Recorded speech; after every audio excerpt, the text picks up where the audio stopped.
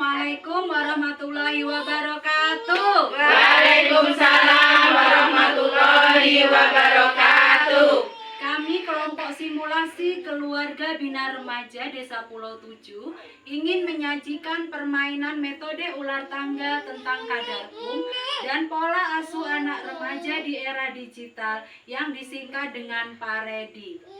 Baik, masih semangat ibu-ibu? Semangat! Ya, harus semangat ya. Sebelum kita bermain ular tangga, perkenalkan nama saya Ani Trihandayani selaku fasilitator. Di sebelah saya ada Ibu Saryanti. Ibu Saryanti selaku sekretaris, kemudian ada Ibu Sumiem. Ibu Sumiem selaku pemain ya ibu-ibu. Disebutkan Bu Sri Mulyati sebagai anggota. Kemudian Ibu Tundung Astuti sebagai narasumber. baik, selanjutnya Ibu Wasini sebagai narasumber. iya, lalu Ibu Siti Kalimah sebagai pemain. Ibu Siti Kalimah sebagai pemain. Di sebelahnya Ibu Sri Utami selaku pemain. Ibu Sri Utami selaku pemain, dan sebelah saya Ibu Khadijah selaku pemain. Ibu Khotijah selaku pemain. Baik, langsung kita mulai saja ibu-ibu. Ya. Kita langsung kocok. Bismillahirrahmanirrahim. Langkah 5, silahkan Bu. 1, 2, 3, 4, 5. Baik, pertanyaannya silahkan dibaca yang keras ya Bu. Yang lain mohon disimak Bu. Ayu dipaksa oleh orang tuanya untuk mengemis di jalanan. Setiap hari dia harus menyetorkan sejumlah uang kepada ayah dan ibunya. Kalau setoran kurang, maka ia akan dihajar habis-habisan. Bagaimana menurut pendapat Anda terhadap orang tua Ayu, dan sebaiknya apa yang harus dilakukan oleh orang tua? Jelaskan. Kalau menurut saya salah, karena sebagai orang tua kita harus mendidik anak kita dan untuk sekolah, dan tidak untuk dijadikan sebagai pengemis di jalanan. Baik, bagus sekali jawabannya. Ada yang mau menambahkan lagi Bu Ibu? Ayo Bu, yang semangat Bu. Saya Bu.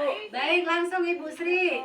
Kalau menurut saya ya terserah bapaknya Ayu ya, karena dia anaknya dia, keluarga dia yang mengatur keluarganya, terserah dia.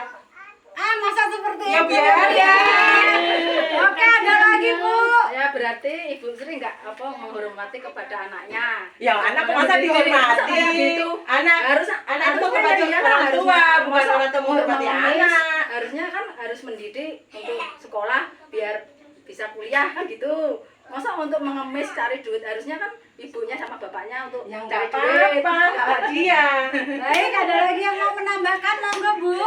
Kalau menurut saya si anak tadi harus mendapat pendidikan ya Bu yang layak. Jadi tidak benar kalau untuk mengemis, aturan bapaknya yang mencari uang untuk menyekolahkan si anak tadi sampai setinggi-tingginya. Itu Bu kalau menurut Iya, saya. bagus. Ada lagi yang mau menambahkan? Cukup? Baik. Jadi sebagai orang tua kita seharusnya lebih baik ini ya, melindungi anak kita. Langsung saja supaya jawaban kita ini benar, ibu-ibu juga tidak keliru di rumahnya dalam mendidik anak. Kita langsung saja serahkan jawabannya kepada narasumber. Kepada Ibu Tundung dipersilahkan.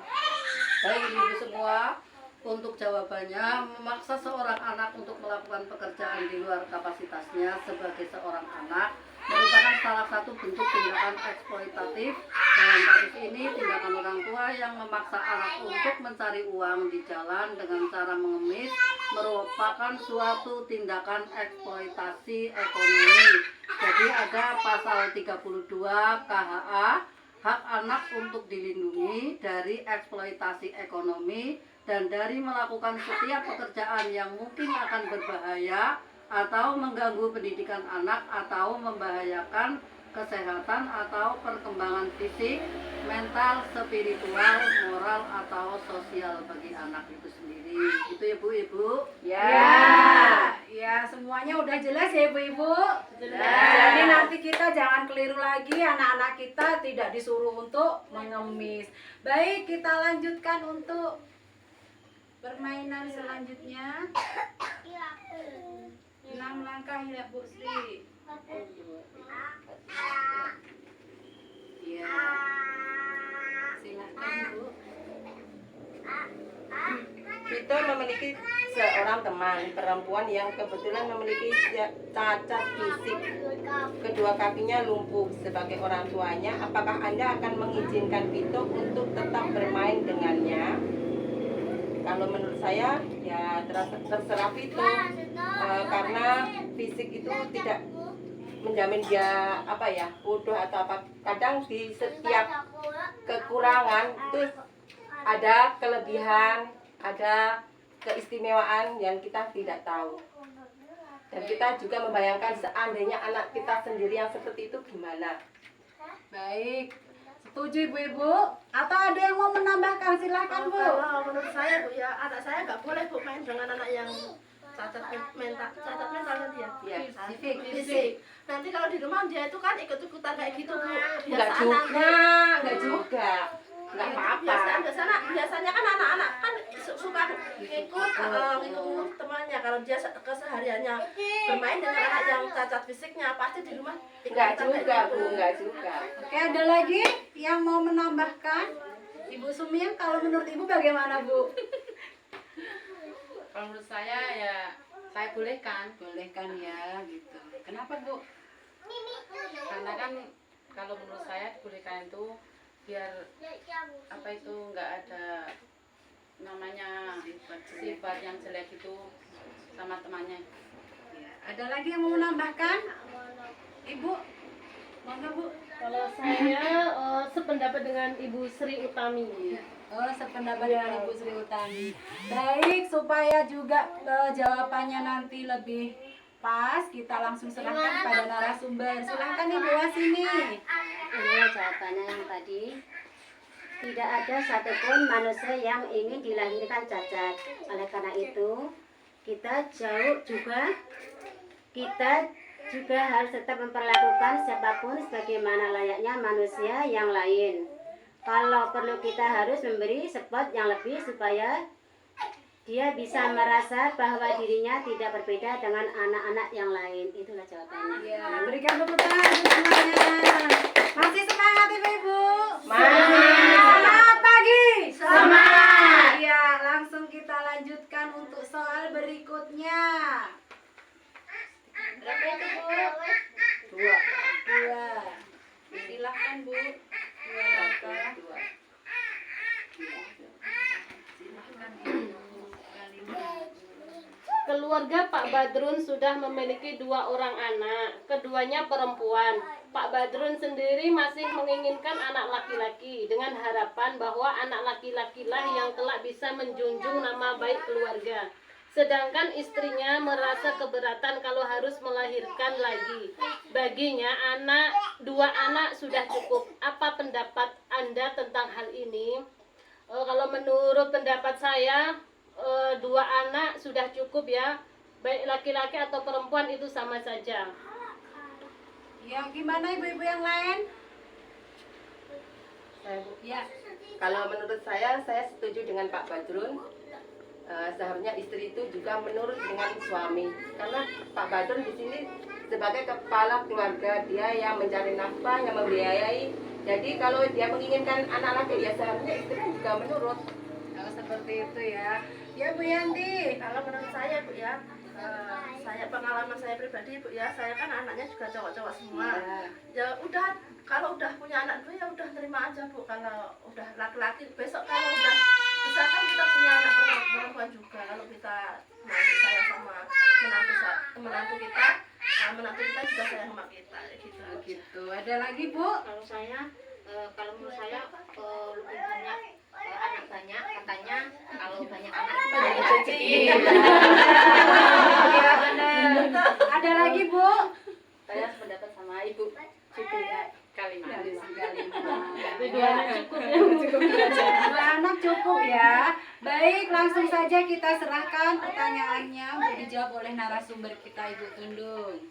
Baik Ibu-ibu, kebanggaan sebuah keluarga bukan diukur dari apakah keluarga tersebut memiliki anak laki-laki atau perempuan. Kebanggaan dengan sendirinya akan didapat jikalau mereka mempunyai membesarkan anak-anak dengan penuh kasih sayang dan mendukung mereka untuk tumbuh dan berkembang meraih cita-cita semua anak-anaknya. Ya, tepuk tangan untuk jawabannya. Baik, untuk soal kita yang terakhir, langsung saja 1, 2, 3. Iya, 3 langkah Ibu, silahkan. 1, 2, 3. Ibu yang silahkan Bu yang keras. Kita semua sering mendengar istilah kekerasan dalam rumah tangga atau KDRT, baik itu dari iklan di TV, berita, di surat kabar, dan yang lainnya. Apakah Anda mengetahui atau memahami tentang apa yang dimaksud dengan kekerasan di dalam rumah tangga? Coba jelaskan.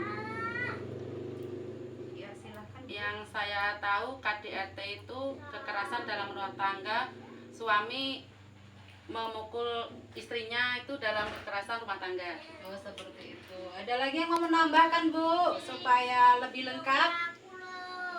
Bu Sri. Kalau keluarga saya tidak ada kekerasan KDRT dalam rumah tangga, nggak ada. Alhamdulillah. Oh ya, alhamdulillah. Kalau menurut Bu Tija bagaimana Bu tentang KDRT Bu? Kalau menurut saya KDRT itu ya sangat dalam kekerasan dan tidak diperbolehkan dalam agama, khususnya agama Islam. Baik ya, mungkin tidak hanya agama Islam kekerasan Iya. nggak boleh ya. Iya. Ada lagi Bu, Ibu Siti Kalima? Kalau menurut saya kekerasan dalam rumah tangga itu tidak terjadi suami sama istri saja ya Bu, tetapi dengan anaknya seperti kita memukul atau mencaci maki itu juga termasuk kekerasan dalam rumah tangga itu Bu, kalau menurut saya. Baik, langsung saja dijawab oleh narasumber kita. Kepada Ibu Tundung dipersilahkan Bu. Kekerasan dalam rumah tangga adalah setiap perbuatan terhadap seseorang, terutama perempuan, yang mengakibatkan timbulnya kesengsaraan atau penderitaan secara fisik, psikologis, seksual, dan atau penelantaran rumah tangga, termasuk ancaman, termasuk untuk melakukan perbuatan pemaksaan atau perampasan kemerdekaan secara melawan hukum dalam lingkup rumah tangga. Pasal 1 Undang-Undang Penghapusan Kekerasan dalam Rumah Tangga. Gitu ya Bu ya. Tepuk tangan untuk semuanya. Baik, untuk penutup kita, sebelum kita tutup, kita mau ice breaking ya sebentar. Boleh dipandu juga oleh Bu Tundung supaya kita lebih semangat nanti pulang. Tadi ilmu-ilmu yang didapatkan tidak lupa, tidak salah menerapkan ya Bu Tundung. Silahkan Bu. Ayo mari kita semua berdiri. Berdiri. Baik Ibu, untuk meningkatkan kewarganegaraan kita, cinta tanah air, kita menyanyikan lagu dari Sabang sampai Merauke ya Bu, sambil bergerak. Ikutin saya ya. Ya. Mulai 1, 2, 3. Dari Sabang sampai Merauke berjajar pulau-pulau, sambung menyambung menjadi satu, itulah Indonesia. Indonesia tanah airku, aku berjanji padamu menjunjung tanah airku Indonesia. Baik, kita tutup permainan kita dengan 10 tepuk tangan. Masih ada yang belum konsen. 5 kali tepuk tangan. Yang salah saya hukum loh. 2 kali tepuk tangan. 1 kali tepuk tangan. Baik, terima kasih. Demikian permainan simulasi ular tangga dari kelompok Bina Keluarga Remaja PKK Desa Pulau 7. Saya Ani Trihandayani, mohon undur diri. Banyak maaf. Wassalamualaikum warahmatullahi wabarakatuh.